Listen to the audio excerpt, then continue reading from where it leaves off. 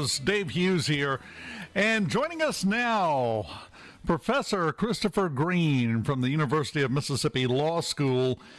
Absolutely nothing going on this week to talk about, Professor, but it's great for you to stop by anyway, right? And this is a busy week for people that deal with the law, isn't it? Oh, yeah. No, the question, the end of administration stuff, the TikTok deadline, the day before the inauguration, first week of school for us, but it's, my goodness, civic education for the whole country in a lot of different things. I think especially the separation of legislative and executive power, huge teachable moment for everybody. Well, and I think the entire kerfluffle with TikTok, that's a legal term, isn't it? Kerfluffle, is a great example of that, because one of the executive actions that President Trump signed yesterday put a 75-day pause, sort of, on the TikTok ban law. Number one, and I'm going to ask you because you'll know, can he do that? Well... not obviously, and not obviously not. So we have lots and lots of laws that on their face say this is going to happen. Classic instance are immigration laws, or marijuana laws, right? We have this federal law that says you can't use marijuana. We have another federal law saying you can't spend money for prosecutions of people who use marijuana. So we have this, really, it's centuries and centuries old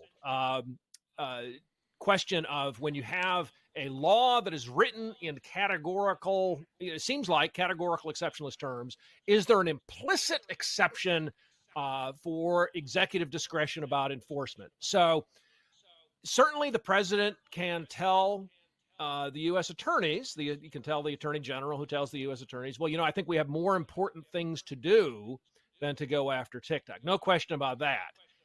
Telling TikTok, hey, go ahead and do this stuff that the law specifically says you can't do, that is much more troubling. I think, essentially what the president is saying is, hey, TikTok, we're going to try to make a deal. And we're going to try to I think they're clearly going to try to rewrite the legislation, come up with some sort of accommodation that'll improve everybody's lot.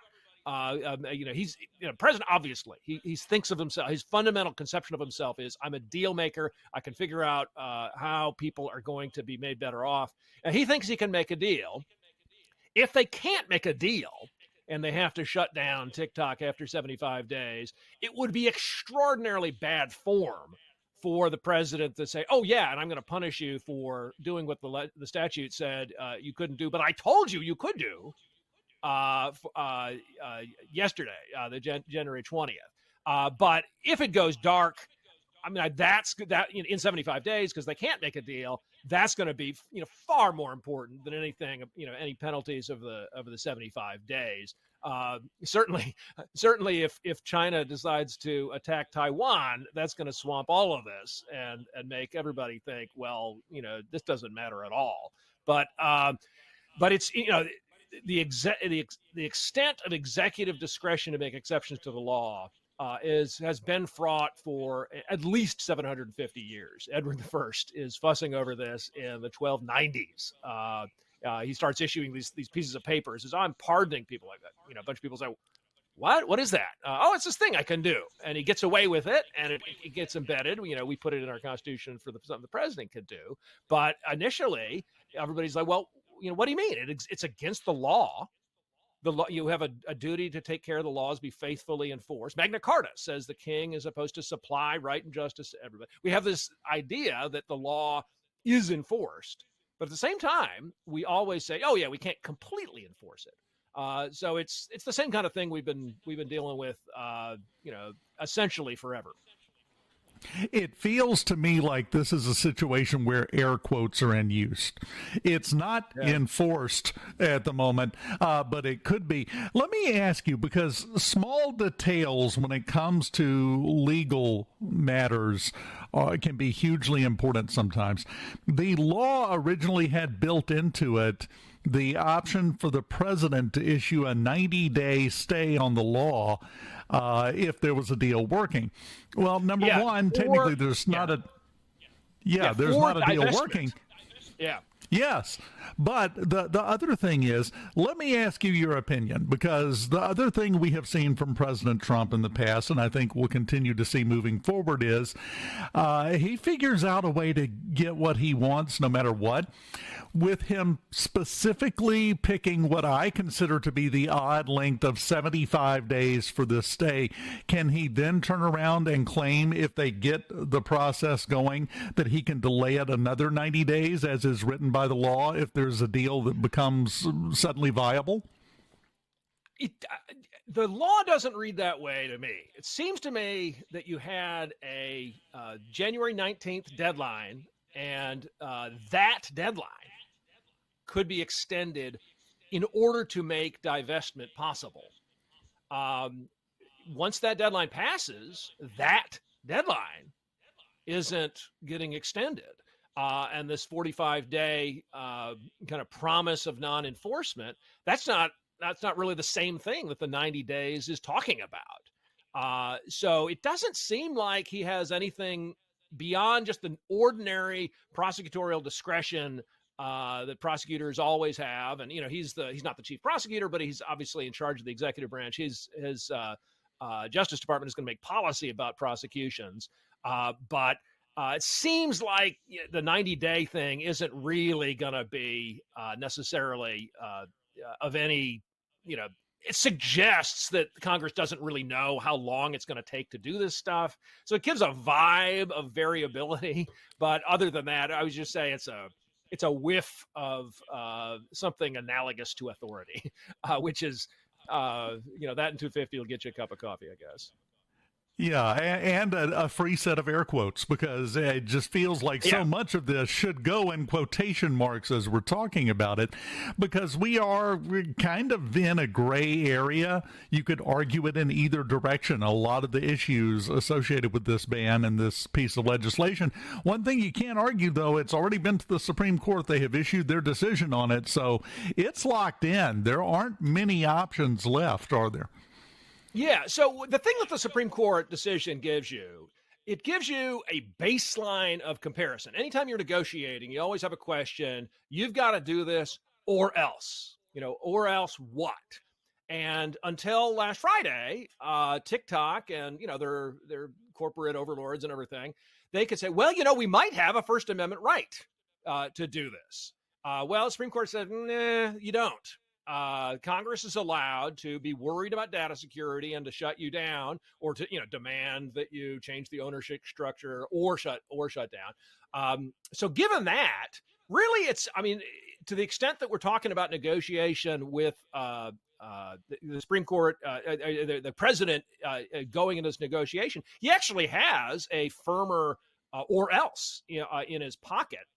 I think he's probably imagining that he'll make a deal and then go to Congress and get everything, get Congress to pass a law saying we should treat it as if all of this had been legal all along. So none of the stuff that happened during the pause that the president kind of made up is unlawful. It's the kind of thing that happens all the time. So beginning of the Civil War, 1861, Congress is not able to meet right at the second of Fort Sumter. But one of the first things they do in July 1861, passed a law saying everything the president had done up to now, it is to be treated as if it had been authorized by Congress in advance. So you can have, that kind of thing happens all the time. When you have a need for speed and you have a need for secrecy, those are the kind of things you need to have an executive branch to negotiate stuff. And there's no question you have both of those things in the TikTok situation. So I think, almost everybody will understand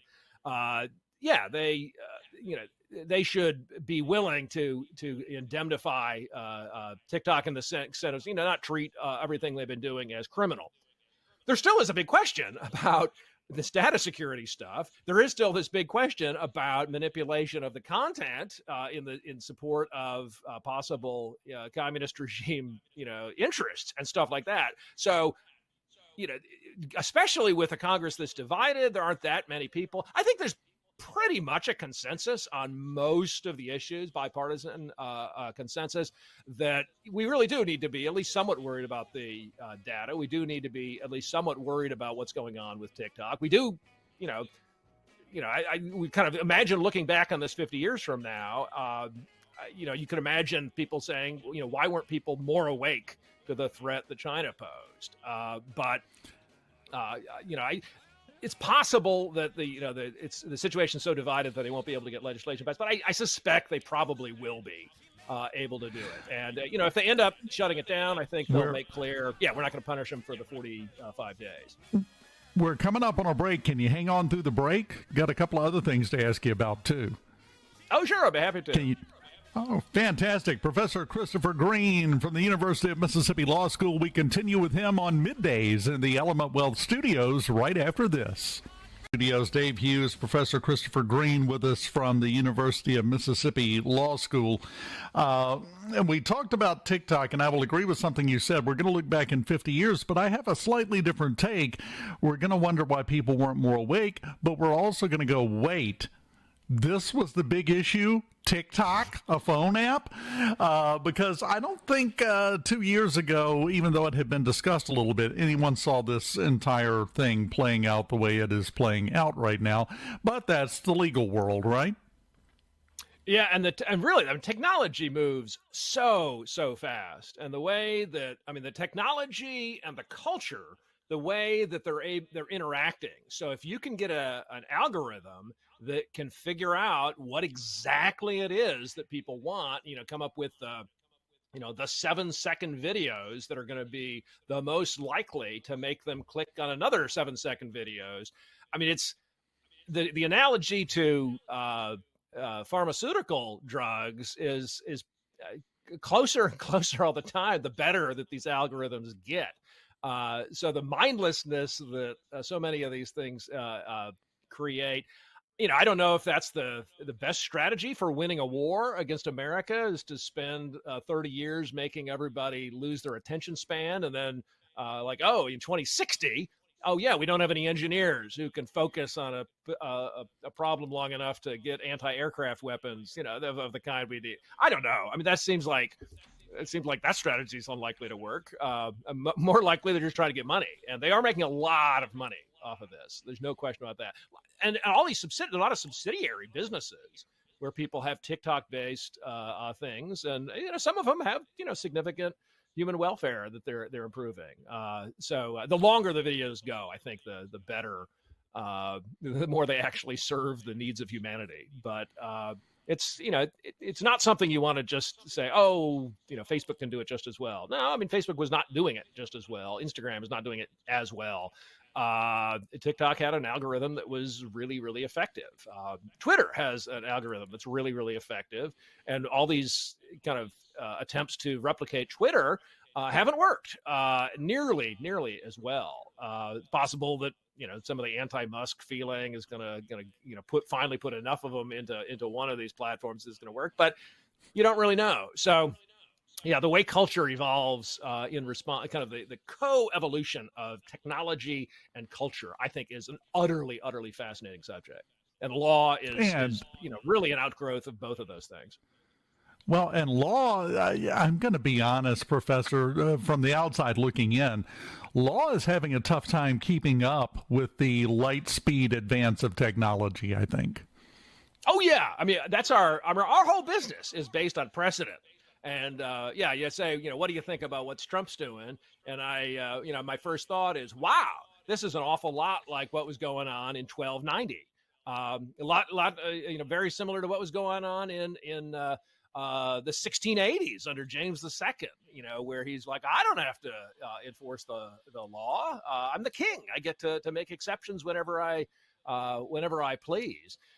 I do think that human nature is enduring, and the need we have for stability and rules that don't have exceptions, and yet the need we have to have rules that are reasonable and take account of the infinite particularities of situations, that kind of circumstance is going to arise with new technologies all the time. So it has very after you've been in the business for a while, you start thinking, the more it changes, the more it seems the same. There are enduring problems, and if you learn how to navigate technological changes in general, I think, whatever the next technological change is going to be, you'll be able to better weather it. But it's tough. You got to be able to rewire your own brain, retrain yourself for a new situation, have